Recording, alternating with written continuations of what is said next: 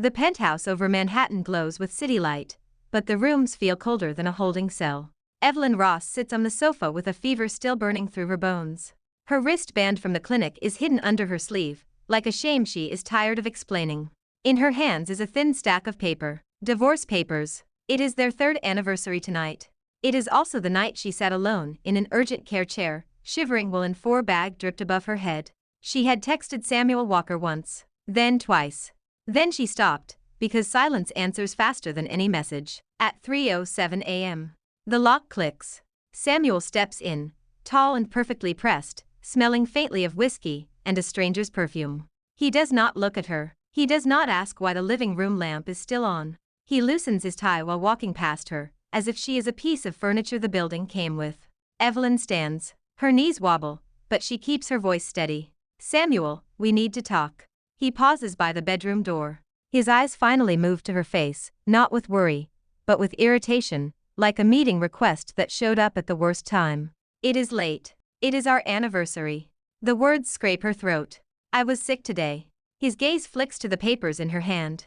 So, that one syllable is the last brick in a wall she has been pushing against for 3 years. Evelyn steps forward and places the documents on the coffee table with a soft slap. Samuel, I want a divorce. For a beat, the city hum outside seems louder. Samuel's expression does not crack. No shock. No fear. Only a small tightening between his brows, like she has spilled coffee on his schedule. You are doing this again? He says. Evelyn, what is your problem this time? I am not doing anything again. Evelyn's fingers curl. I am ending it. He exhales through his nose. Is this about me being busy? I have work. You knew who you married. Evelyn laughs once, a dry sound that surprises even her. I knew I married a man who could not say happy anniversary even if his life depended on it. Samuel's jaw sets. Say what you want. I am not playing games. Games? Her eyes sting, and she hates herself for it. I spent 3 years learning the shape of your silence. I learned to read your moods like weather. I learned not to make noise when you came home.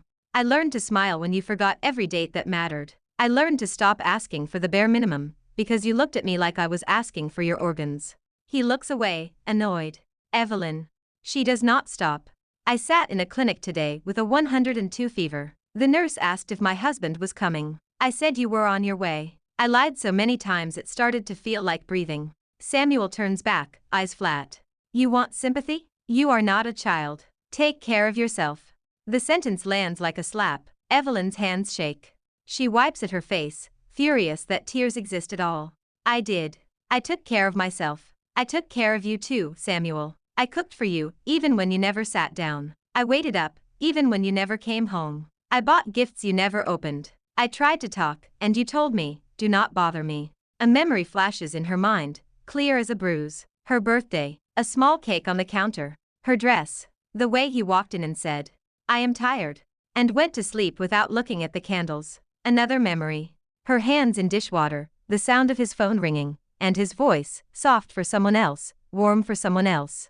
Evelyn's throat tightens. Your coldness has been cutting me open for years. Samuel's eyes sharpen, but not with guilt, with impatience. So you are threatening divorce to get attention. It is not a threat. Evelyn pushes the pen toward him. I am asking you to sign. He stares at the paper, then at her, as if she is bluffing in a negotiation. His voice drops, warning and dismissive at the same time. You will regret it. Evelyn's chest hurts. Maybe, but I will not regret staying in a marriage where I feel alone every day. Samuel picks up the pen. He signs without hesitation, the ink flowing like he is approving a budget. He slides the papers back across the table. Done. Go sleep, Evelyn. Stop making drama. Evelyn stares at his signature. For one stupid second, she had believed he would pause. Ask why. Ask if she was sure. Ask if she was okay. Instead, he gives her what she asks for like he is throwing away an expired file. Samuel walks into the bedroom and shuts the door. The click of the latch is quiet. It is also the loudest sound she has heard in years. Evelyn stands there until dawn stains the windows pale. When she finally moves, she does not cry anymore. Her heart feels like it has turned into a stone that will never bleed again. At sunrise, Evelyn packs a suitcase. Not out of spite, out of clarity. She does not take anything that belongs to the Walkers. No jewelry Samuel's mother insisted she wear at parties. No designer coats that feel like armor she never wanted. No money. Only her clothes, her sketchbooks, and the paintings she made before she forgot she was an artist. In the kitchen, the coffee machine is pristine. Evelyn used to set it up every night so Samuel could have coffee at 6 o'clock a.m. Today she leaves it untouched. She writes one note on a small card. Do not contact me unless it is about paperwork. Then she walks out. The elevator mirrors show her face, pale and thin. Her hair is long, the way Samuel once said he liked it. In the lobby, the doorman says, "Good morning, Mrs. Walker." Evelyn pauses, then corrects him softly. Just Evelyn. Outside, Manhattan is already loud, already moving. Evelyn steps into it like stepping out of a glass box. Her new apartment is small, above a bakery in Chelsea. The walls are plain. The floor creaks. The windows look at another building, not the skyline. It feels like air. The first thing she does is cut her hair. She sits in a cheap salon chair and watches dark strands fall to the floor. With each snip, a part of her that waited for Samuel to notice disappears. When it is done, her reflection looks sharper, almost unfamiliar. The stylist asks, "You okay?" Evelyn meets her own eyes in the mirror. "I am learning to be." Work becomes her anchor. Evelyn returns to the art world with a hunger that surprises her. She curates a small show, then another. She stays late, arranging lighting, writing labels, negotiating with collectors who try to talk down to her. She stops apologizing for taking space. At the opening of her third exhibition, someone brings her a cup of hot coffee when her hands are cold from carrying frames. A man with kind eyes and a calm voice. "Evelyn Ross?" he asks. "I am Elliot Cole. I designed the new wing for this gallery. I wanted to meet the curator everyone is talking about." Evelyn forces a polite smile. "You are flattering me. I am being accurate." He looks around, impressed. "You made this place feel alive."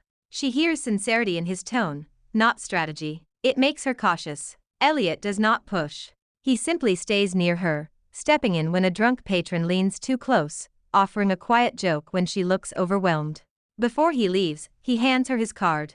"If you ever want coffee, I would like to hear what you are building. No strings." Evelyn slips the card into her pocket, surprised by the warmth in her chest. Not love. Not even hope. Just the memory that kindness exists. 3 weeks later, Elliot shows up again, this time with a box of pastries from the bakery downstairs. He smiles like it is no big deal. "I heard you forget to eat when you work." Evelyn raises a brow.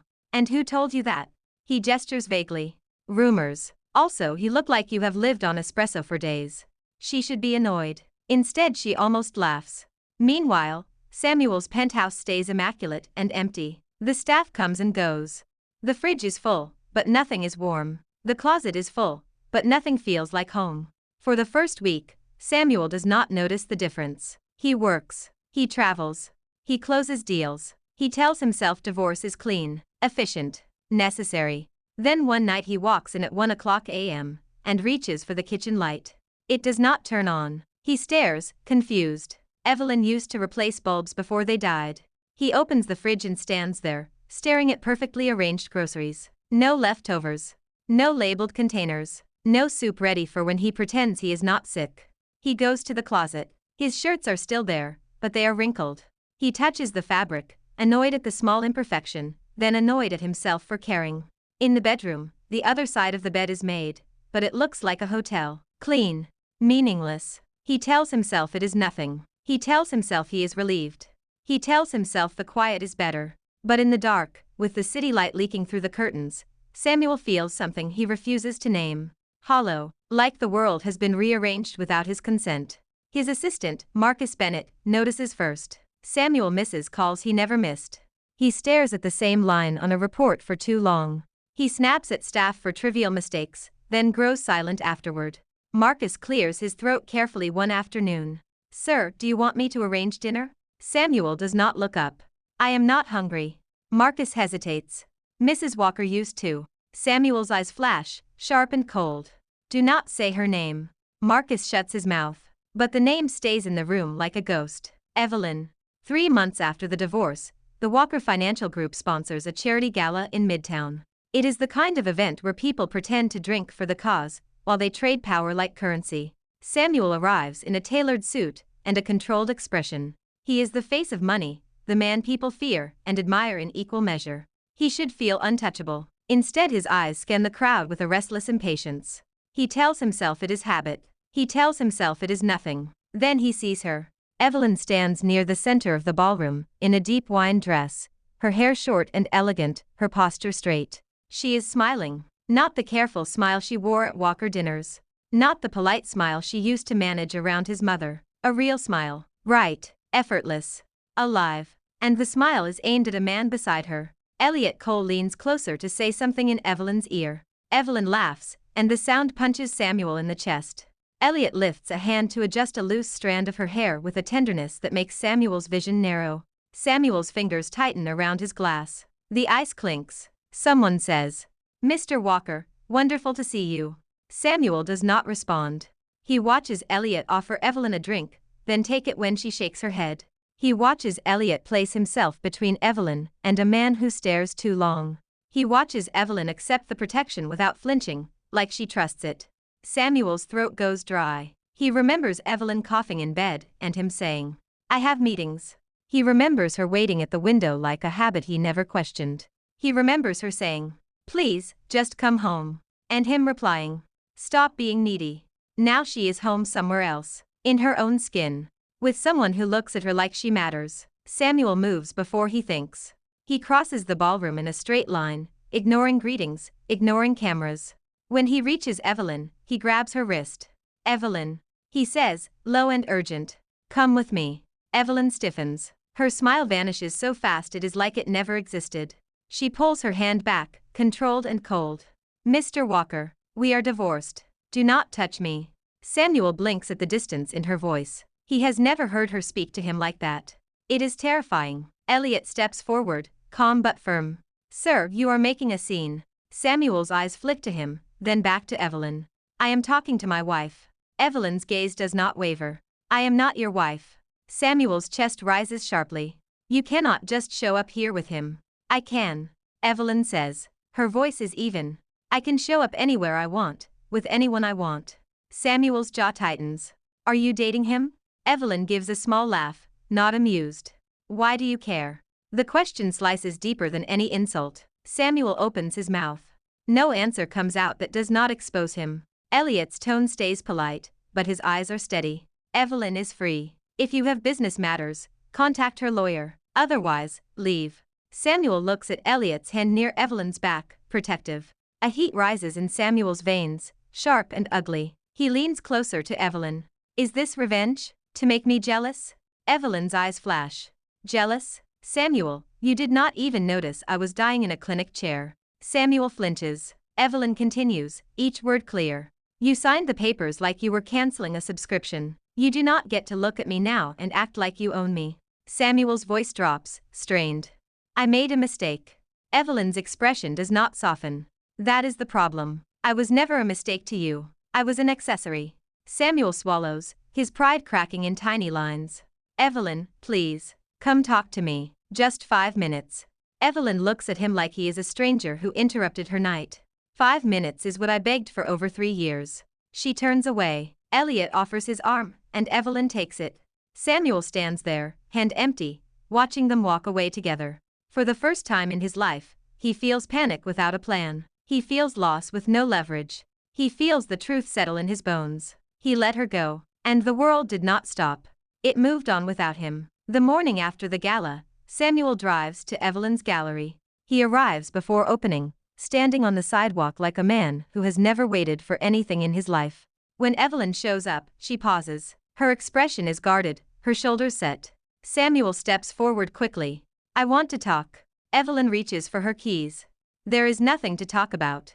Samuel follows her inside.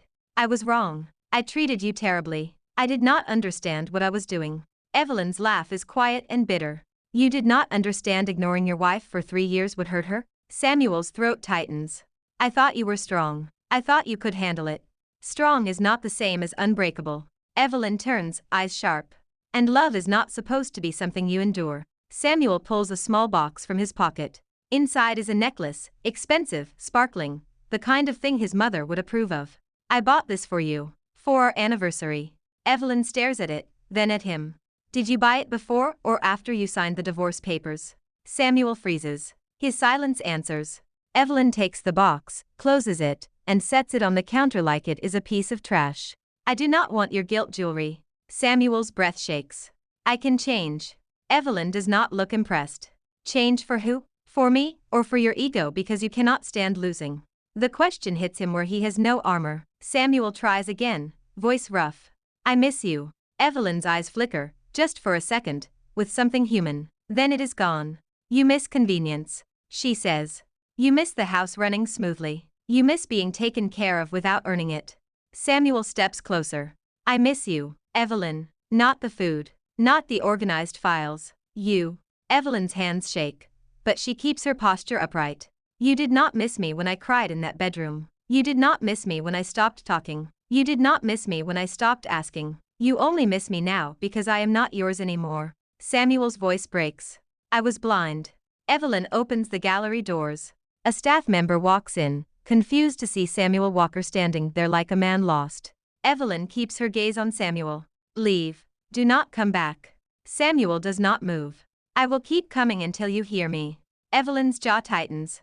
Then I will keep refusing until you understand. He starts showing up every day. Flowers appear at the door. Evelyn tells the staff to throw them away. Breakfast arrives. Evelyn gives it to the building security. Gifts arrive. Evelyn sends them back unopened. Samuel tries to be useful. He offers to sponsor an exhibition. Evelyn refuses. He offers to introduce wealthy collectors. Evelyn refuses. He offers to pay for repairs the gallery needs. Evelyn refuses. Olivia Petro shows up one afternoon, wearing a white coat under her winter coat, her expression sharp as a blade. She takes one look at Samuel and scoffs. So this is what regret looks like on a billionaire. Samuel's jaw tightens. Olivia steps closer. You want to know what Evelyn looked like when you were busy? She looked like a candle burning down to nothing. She stopped eating. She stopped sleeping. She started apologizing for existing. Samuel swallows hard. Olivia points a finger at him. And you stood there like an ice statue and called it work. Samuel's voice is low. I did not know it was that bad. Olivia's laugh is harsh. Of course you did not. You never asked. You never listened. You never looked. Samuel holds her gaze, taking the hits because he has no defense. I am trying now. Olivia's eyes narrow. Trying is not the same as deserving. You do not get to crash into her life after wrecking it and demand she fix you. Samuel's hands clench. What do you want me to do? Olivia tilts her head, cold and honest. Learn. Sit with what you did. Stop making your pain her problem. And if she never takes you back, accept it. Samuel flinches. Accept it. The words taste like ash. Elliot arrives at the gallery with coffee for Evelyn. When he sees Samuel, he pauses, then keeps his tone neutral. Evelyn, do you want me to come back later? Evelyn's voice softens slightly for Elliot, and Samuel hears it like a siren. No, stay. Samuel's eyes lock on Elliot. Elliot meets them calmly. I am not here to fight you. I am here for Evelyn. Samuel's voice turns sharp. Do you think you can replace me? Elliot answers without raising his voice. I am not replacing anyone. I am offering her what she should have had all along. Respect. Samuel stares at Evelyn, waiting for her to deny it. She does not. Samuel leaves with his lungs burning. Outside, the air is cold enough to sting. For the first time, he understands that money cannot buy back time. And time is the only thing Evelyn cannot get refunded. A week later, Evelyn's gallery is attacked. Not with violence, but with poison. An anonymous account posts photos of damaged art and claims the gallery sells forgeries. A blog picks it up, then another. By morning, collectors are calling to cancel. Sponsors hesitate. The staff looks at Evelyn with fear in their eyes. Evelyn feels the old panic rise. Not the panic of loneliness. The panic of watching something she built get ripped apart. Elliot spends hours on the phone, reaching out to contacts, trying to stop the spread. He is steady, supportive, present. Evelyn is grateful. She is also exhausted. Rumors move faster than architects can design solutions. That night, Evelyn sits alone in her office, staring at her laptop. Olivia calls. Tell me you are breathing. Olivia says. I am. Evelyn answers, voice thin. Barely. Olivia sighs. I am coming over. Before Olivia arrives, the gallery door opens. Marcus Bennett steps in, careful, holding a folder. Ms. Ross? I am Marcus, Mr. Walker's assistant. Evelyn's stomach twists. Why are you here? Marcus looks uncomfortable. Mr. Walker asked me to bring information. He believes this attack is connected to a competitor who has targeted his firm before. Evelyn's eyes narrow. And he is sending you because he thinks I will not speak to him. Marcus does not deny it. He is not wrong. Evelyn gestures to the folder. Leave it. Marcus sets it down and hesitates. I will say this once, and I should not. He has not slept in days. He is not okay. Evelyn's face stays blank. That is not my responsibility. Marcus nods, accepting the boundary. Understood. He leaves. 2 hours later, Samuel walks in anyway. His hair is slightly messy, his tie missing, his eyes rimmed with exhaustion. He looks less like a king and more like a man who has been losing a war in his own head. Evelyn stands, cold. I did not invite you. Samuel sets his phone on the desk. I tracked the source of the posts. They came from a PR firm that works for Sterling Art Holdings. They have a history of sabotaging galleries to buy them cheap. Evelyn's pulse jumps. Sterling? They tried to recruit me last year. I said no. Samuel nods. They are punishing you. They want you scared and isolated. Evelyn's voice is sharp. And you are here because you want to be my hero now? Samuel flinches, then shakes his head. I am here because it is my fault you were isolated. I trained you to handle everything alone. I will not let someone else use that against you. He opens a laptop, pulls up documents. He lays out the chain, the payments, the fake accounts, the contract signatures. He moves fast, focused, ruthless. This is the Samuel Walker the world fears. Within 48 hours, the story flips. The PR firm is exposed. Sterling Art Holdings is named. Legal letters fly. A public statement clears the gallery. Collectors return. Sponsors call to apologize. The staff breathes again. Evelyn watches it happen with a mix of relief and anger. Samuel did what she could not. He used power like a weapon. Part of her is grateful. Part of her hates that it took a crisis for him to show up like this. When the chaos settles, Samuel stands in the quiet gallery with Evelyn. He looks at a painting on the wall, one she made years ago, a woman standing in front of an ocean under a stormy sky. I remember this, he says softly. You painted it the year we met. Evelyn's voice stays controlled. You remember the painting, but not the nights I cried. Samuel's throat works. I am sorry. The words sound small. They are also real. Evelyn turns away, arms crossed. Sorry does not undo anything. Samuel steps closer, not touching her. I know, but I need you to know something. I was not cold because you were not enough. Evelyn laughs, tired and sharp. Then why? Samuel closes his eyes for a second. Then he speaks like he is peeling skin off a wound. Because when someone gets close, my mind tells me they will leave. So I leave first. Not physically, emotionally. Evelyn's fingers tighten. That is a choice. It was. Samuel agrees, voice rough. A terrible one. He looks at her, and for once his eyes are not flat. They are raw. I grew up in foster homes. My parents abandoned me. I learned early that asking for love makes you weak. So I stopped asking. I stopped needing. I built a life where no one could hurt me. Evelyn's stomach twists with an emotion she does not want. Pity. Understanding. Something complicated. Samuel continues. When you showed up, warm and stubborn and loyal, I felt something I did not know how to hold. So I held it like a threat. I punished you for loving me because it made me afraid. Evelyn's eyes sting again, but she refuses to let tears fall. You punished me for your fear. Samuel nods, shame on his face. Yes. Silence fills the space between them. Evelyn hears the hum of the city outside. She thinks about nights she tried to reach him and hit a wall. She thinks about how loneliness can become a second skin. She thinks about how easy it would be to believe him and how dangerous. Evelyn's voice is quiet. Your trauma explains you. It does not excuse you. Samuel swallows. I am not asking for an excuse. I am asking for a chance to do the work. Therapy. Changes. Real changes. Evelyn turns to face him, eyes sharp. And if I never take you back? Samuel's jaw trembles, just slightly. Then I will live with it. I will still become a better man. Because if I do not, I will destroy everyone who loves me. Evelyn watches him. For the first time, she sees a crack in his armor that is not an accident. It is offered. It is vulnerable. It is terrifying. Evelyn does not forgive Samuel that night. Forgiveness is not a switch. It is a slow rebuilding of trust, brick by brick, with hands that still shake. But she does not shut the door either. 2 days later, Evelyn meets Olivia for lunch. Olivia watches her closely. Do not tell me you are considering him. Evelyn stirs her soup, staring at the steam. I am considering me, she says. What I want. What I can survive. Olivia's gaze softens, but her voice stays firm. If you go back, it needs to be on your terms, not his. It will be, Evelyn says. That afternoon, Evelyn sends Samuel a message. One line. I will consider a trial. 1 year. You do the work. You respect my boundaries. One mistake and it is over. Samuel replies in less than a minute. I understand. Thank you. I will not waste it. They set rules. Evelyn keeps her apartment. Samuel does not come without permission.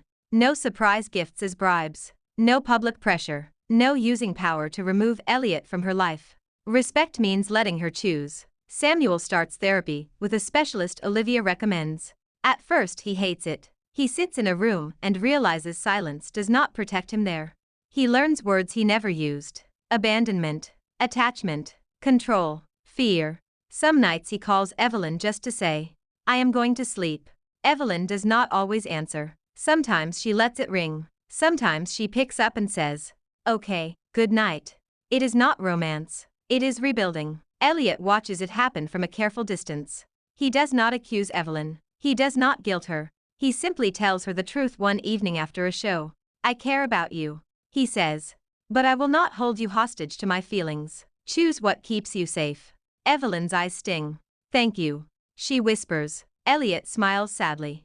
Just promise me one thing. If Samuel hurts you again, you walk away. I promise, Evelyn says, and she means it. Months pass. Samuel changes in ways Evelyn can measure. He shows up when he says he will. He apologizes without defensiveness. He listens, even when it makes him uncomfortable. He learns to ask, what do you need? Instead of assuming, he stops treating love like a transaction. One rainy evening, Evelyn gets a call that her mother is in the hospital. She freezes at the word, old fear rising. Samuel is on the other end of the line, already moving. I am coming, he says. Evelyn's voice shakes. I do not want you to do this to prove something. Samuel answers quietly. I am doing it because you should not be alone. He arrives and does not take over. He does not command. He stands beside her, steady. He fills out forms when her hands tremble. He gets her water. He waits in silence that feels supportive, not punishing. Afterward in the parking lot, Evelyn looks at him and sees the difference. Not perfection, but effort, presence, a man learning how to stay. Near the end of the year, Samuel asks Evelyn to meet him in Central Park. It is a bright afternoon, cold but clear. They stand near a small bridge where they once walked during their first month of dating. Back then, Evelyn had been excited and naive, believing love was enough to soften a man like him. Now she is older, harder, smarter. Samuel holds a small box, but he does not open it. He keeps his eyes on her. I am not asking for an answer you are not ready to give, he says. I am asking because I want you to know what I choose. Evelyn's breath catches. What do you choose? I choose you, Samuel says, voice steady. Not as a possession, not as a role, not as a solution to my emptiness. As a person, as my partner. If you say no, I will still respect you. If you say yes, I will spend my life earning it. Evelyn's chest tightens. She looks at his hands, the way they are not clenched for once. She looks at his face, the way his eyes do not demand. They wait. She thinks of the past. The nights alone. The door closing. The hollow bed. She thinks of the year. The therapy appointments. The hard conversations. The moments he showed up, not with money, but with presence. Evelyn speaks slowly, each word chosen. I am not the woman who begged you to look at me. Samuel nods. I know. I will never be her again. Evelyn says. Good. Samuel replies. I do not want you to be. A laugh escapes her, surprised and wet with emotion. Then she blinks, and the tears finally fall, not from pain, but from release. Evelyn takes a breath. Yes, she says. But we keep the rules. We keep the work. We keep the honesty. Samuel's eyes shine, and he does not hide it. Yes, he says. Always. He opens the box. Inside is a simple ring, elegant, not flashy. He kneels on the cold pavement anyway, ignoring the passers-by who glance over. Evelyn Ross. He says, voice rough. Will you marry me again? Evelyn laughs through tears. Stand up. She whispers, then louder, smiling for herself first. Yes, I will. Samuel slides the ring onto her finger with hands that tremble, just a little. Then he stands and pulls her into his arms, careful, like she is something precious he finally learned how to hold. Above them, the city keeps moving. But for the first time, Evelyn does not feel left behind by it. She feels like she is walking forward, by her own choice, with a future that belongs to her. The end. Thanks for watching. Follow for more romance stories.